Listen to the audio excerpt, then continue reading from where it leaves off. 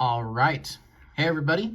Diecast64 back here once again. And this is the third diecast review I am doing here today. And by the way, all these reviews that you're going to see here, I have all filmed basically all back to back, essentially. At this point, man, I'm going to lose myself if I have to say my damn intro once again. But yeah, folks, we're back doing another review.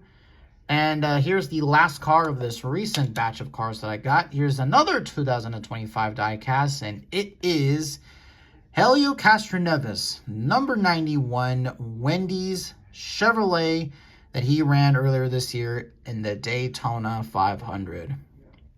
So here's a quick look at the packaging. Same stuff as the Zillich diecast. Nothing else to really mention, though I will keep this, though, in the box. Actually, both the Zillich and the Castroneves I'm going to keep in the packaging.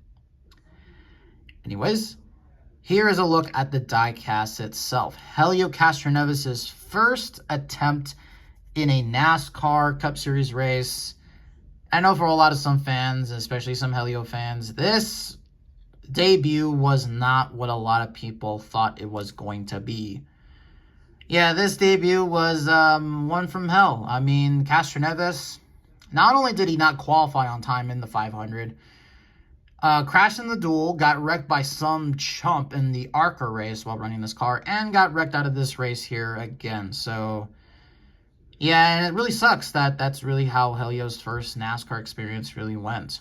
I guess you could say that Helio got the whole, NASCAR experience, but, yeah, but I would have never, though, have talked about, like, you know, I never would have imagined myself doing a Castroneves diecast review if it was on one of his Daytona 500 race wins or something like that. I would have never would have imagined that. So yeah.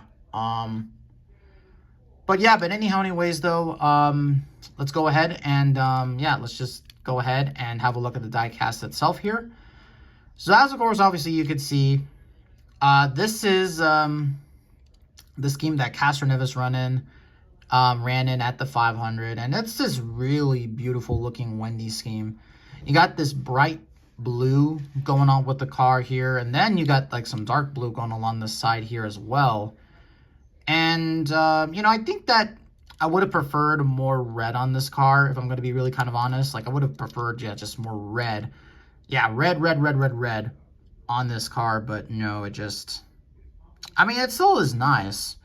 That I will say for sure, but I don't know. There's maybe other better Wendy schemes, but hey, who do I know? So yeah, really cool looking diecast right here. But yeah, like I said, I never would have imagined myself reviewing a Helio diecast if it was an Indy car, which I imagine probably his Indy 500 car, especially probably the last 500 that he won, is probably maybe dried out. I have to kind of have a look at that, but yeah. One thing, though, I want to mention before we do kind of go ahead and get into the diecast review is this new detail that I just saw, and that is, would you look at that? There are two big old fins, these plastic pieces right here. I don't normally talk about this, but I think that this is new. Now this car ran at a super speedway, and I believe that this is part of the super speedway package, which this is pretty much the most accurate super speedway package that you're going to get, because this is interesting. This is not on the, like, let's have a look here at another 25 car. Here's the Zillich one, and yeah, you can only see there's one of the, I guess, the shark fins, I guess you can call it, but yeah, there are two. Now, I know maybe some fans will say, yeah, that's a Lionel error or something like that, but no, I think that that is completely, like, a whole entirely new detail that they're doing. I'm not so sure. I'm going to have to, when we get, like, probably William Byron's 500 race win from this last year, I want to see if that's on there as well. But look at that. That's pretty damn cool. You don't see this with the typical 164 scales. You just get the car and that's it. Which makes sense because they can't do any changes to the car. Otherwise, they might break the body or something like that. But let's go ahead and have a look at the sponsors here. So on the windshield banner, you have Chevrolet and you have Castroneves. You got the Wendy's chick right there on the front. We You got a paint chipped, some misprint down there. That's not great. Looking here to the front. Here's the Chevrolet Camaro front nose. You got number 91, Sonunco. You got the new Trackhouse Racing logo right there. You got the stars, basically look at the star and the star checkered pattern going down there. You got Goodyear Eagle tires, NASCAR Cup Series 91. Fresh but never frozen. You got that big, look at that juicy hamburger. That's a nice looking burger right there. That looks really, really nice.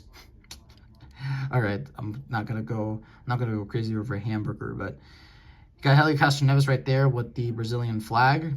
Got Sonunco, Siemens, Project 91. You got the gas cap right there, which is pretty short, which again, they don't have the buy on all logos anymore. You got Wendy's, 91, Wendy's, Castroneves, Wendy's on the back of the deck lid. You got Fresh, Never Frozen, Chevrolet, ZL1, Quaker State, 91.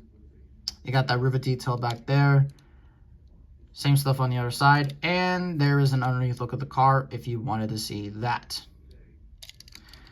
So overall, a really cool looking diecast right here. And Helio's first 500 start. And unfortunately, did not get off to the great start. Was not a great start. Hopefully, one of these few years, maybe he'll come back and do another race. I mean, hell, he should probably do one of the road course races, which is kind of weird how Trackhouse has not brought back the Project 91 car. I think that they should. Like, hell, I think that they should have run back this car. Maybe they will do it once again, but maybe probably by next year, they'll probably... Because this year, they've had the field basically essentially 4 cars. Now, for any of you that are wondering, the 91 and the 87 are essentially the same car. It's just that it's just the Project 91 branding on it. And they only bring this car out for at least for a little while. So, hopefully Castroneves can do another NASCAR start, but most likely will be on a road course if we're really going to be honest here. But hopefully we'll see him soon in a Cup car once again, but we're just going to have to sort of wait and see on that. But, yeah. So, thank you all so much for watching this video. Got a lot of diecast reviews to post in these next few coming days, so hopefully you will all enjoy that. And I will see all of you in the next video.